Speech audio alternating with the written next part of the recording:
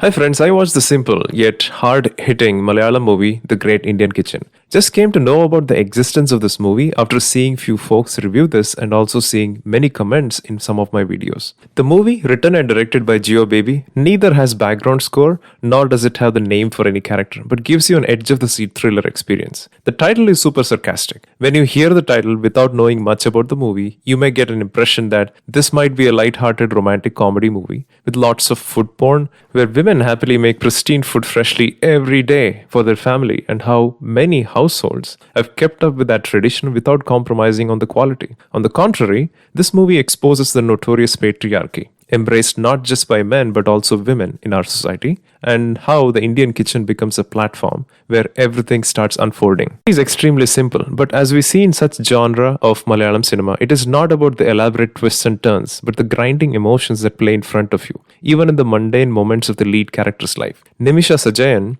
the lead character, who is shown to be passionate about classical dance, is getting married to Suraj Vanyaramud. Suraj's character is an extremely soft-spoken and nicest guy from a relatively rich Taravad or family that not many girls of that age would have issues getting married to. His parents are also quite nice and soft-spoken, and one may wonder, where is this movie going? As we don't sense any problem beforehand. Once she gets married and starts living in her husband's family home is when the director slowly starts uncovering how the problems associated with patriarchy starts blossoming in front of your eyes in our great Indian kitchen. This is a big home with the nicest and soft-spoken mother-in-law, husband, father-in-law one could imagine, and guess what? That itself becomes a problem, where the patriarchy is so ingrained in their minds that Nimisha starts realizing it like someone administering her a small dose of slow poison every day. Now let's say you're tasked with writing an essay on patriarchy in India. Traditionally, the first thing that comes to my mind is the low wages for women, or low percentage of women in private and public sector companies, low percentage of girls enrolling for higher studies in rural parts of India,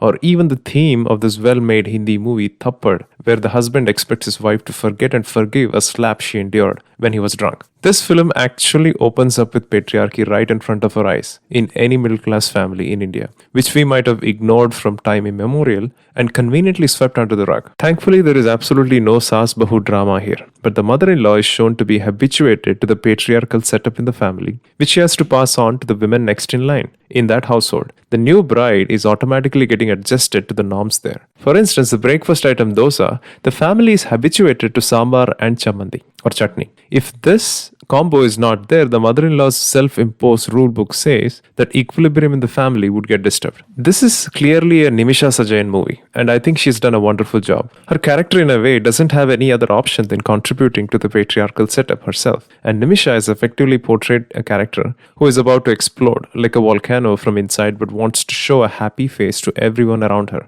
Suraj has done a pretty good job by effortlessly underplaying the character. At some point, Nimisha's character has to take over the full responsibility of the kitchen affairs. The men of the house are just oblivious to what Nimisha's character has to go through in the kitchen and to get the rhythm of the family going. The father-in-law, who is the product of patriarchy himself, is so spoiled that he's even habituated to someone applying paste on his toothbrush, and if that doesn't happen, he's like someone lost in the woods. In general, men are so used to getting pampered that a slight change in the way a rice is cooked can be bothersome.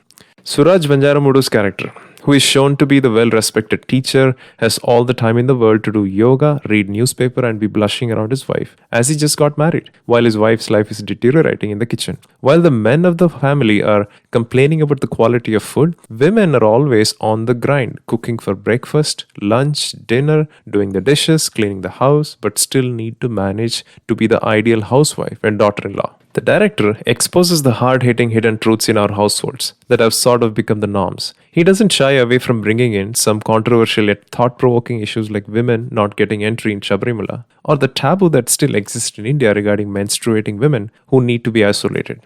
Perhaps not everything that Nimisha goes through applies to the current generation. I think many households can afford to hire domestic help, right, if they are rich. But the majority of women in India go through this and maybe worse on a day-to-day basis. And a lot of them have come to terms with it and many practice it very proudly. In this video, The Great Indian Kitchen worked as a kind of an edge-of-the-seat thriller for me, even though it does not belong to that genre. As Nimisha's character is getting to terms with dealing with day-to-day household chores, the way her mind and body deteriorates and how she burns from inside is very well captured and performed. As the movie ends, the men in the movie are shown to be as patriarchal as they've always been. But I think the director manages to force the audience to introspect on many issues that are right in front of our eyes, that we have traditionally turned our blind eyes to. Do watch this movie, and it's available on Stream, and let me know what your thoughts are. Thank you very much, friends.